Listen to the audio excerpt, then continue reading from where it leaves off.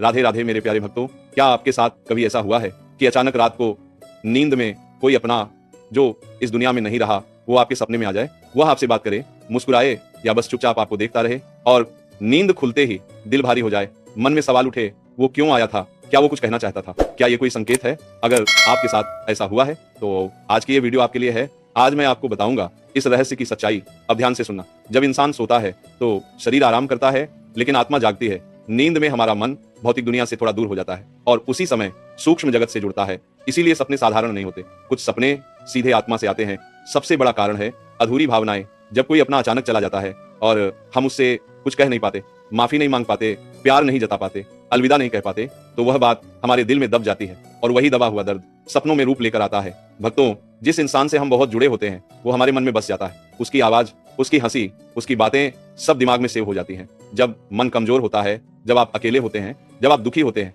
तब दिमाग उसी याद को सपने में दिखा देता है। और भक्तों, एक बात हमेशा याद रखना, जो अपने हमें सपने में दिखाई देते हैं वे हमें कमजोर बनाने नहीं आते, वे हमें मजबूत बनाने आते हैं। कई बार वो हमें याद दिलाने आते हैं कि जीवन अभी खत्म नहीं हुआ है, कि हमें आगे बढ़ना है, हंसना है, जीना है। अगर सपने में कोई अपना आपके सिर पर हाथ रख दे, मुस्कुरा दे या आशीर्वाद दे तो समझ लेना वह आपकी तरक्की की कामना कर रहा है। और अगर वो चुपचाप देखे तो यह संकेत है कि वह आपकी चिंता करता है कि आप खुद को कमजोर मत बनाओ। भक्तों, भगवान किसी को भी यूं ही नहीं बुलाते। हर आत्मा का अपना समय होता है और हर मिलने का भी। जो लोग इस दुनिया से चले जाते हैं वे देह छोड़ते हैं पर रिश्ते नहीं छोड़ते। इसीलिए जब भी उनका सपना आए तो रोने की बजाय मुस्कुरा कर कहो, मैं ठीक हूं, आप भी शांति में रहो। धीरे धीरे आपका मन हल्का होगा, डर खत्म होगा और आत्मा शांत होगी। याद रखना, जिस दिन आपने बीते कल को स्वीकार कर लिया उसी दिन से आपका नया जीवन शुरू होगा। भक्तों, अपने दुख को पूजा बना दो, अपने आंसुओं को प्रार्थना बना दो, अपने दर्द को शक्ति बना दो, क्योंकि भगवान उन्हीं को मजबूत बनाते हैं जो टूट कर भी भरोसा नहीं छोड़ते।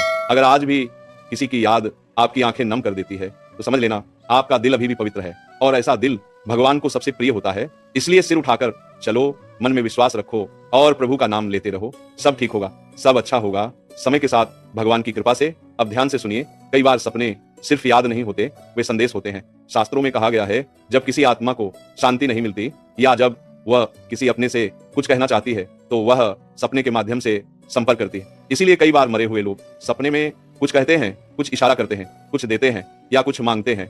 ये साधारण सपना नहीं होता।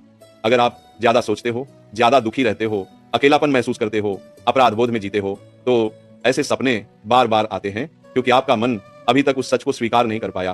क्या करना चाहिए ऐसे सपनों के बाद? भक्तों, डरना मत, घबराना मत। सबसे पहले ये करो, उनके लिए प्रार्थना करो। भगवान से कहो, प्रभु उनकी आत्मा को शांति देना। मन से बात करो, अपने दिल से कहो, मैंने तुम्हें माफ किया, मुझे माफ कर दो, उन्हें जाने दो, पकड़ कर मत रखो। जो चला गया वो शरीर से गया है, आत्मा अमर है। एक महिला रोज सपने में अपने पति को देखती थी, वह रोती थी, डर जाती थी। एक संत ने कहा, हर दिन दीप जलाकर उनके लिए प्रार्थना करो। उसने ऐसा किया। कुछ समय बाद सपने बंद हो गए और मन शांत हो गया। भक्तों, मरे हुए लोग सपने में आकर हमें डराने नहीं आते, वे हमें सिखाने आते हैं। जीवन छोटा है, प्रेम अधूरा मत छोड़ो, रिश्ते संभाल लो, समय रहते माफी मांग लो। जीवन का सत्य जो आया है वह जाएगा, यही नियम है, लेकिन जो प्यार दिया गया वह कभी नहीं मरता। अंतिम संदेश, अगर कोई अपना सपने में आए तो डरना नहीं, आंख बंद करके कहो, भगवान उनका ध्यान रखना और आगे बढ़ो, क्योंकि आपकी खुशहाली ही उनकी आत्मा की शांति है। अगर यह वीडियो आपको समझ आया हो तो लाइक जरूर करें, कमेंट में शांति लिखें और चैनल को सब्सक्राइब करें। भगवान आप सबको शांति दें। राधे राधे।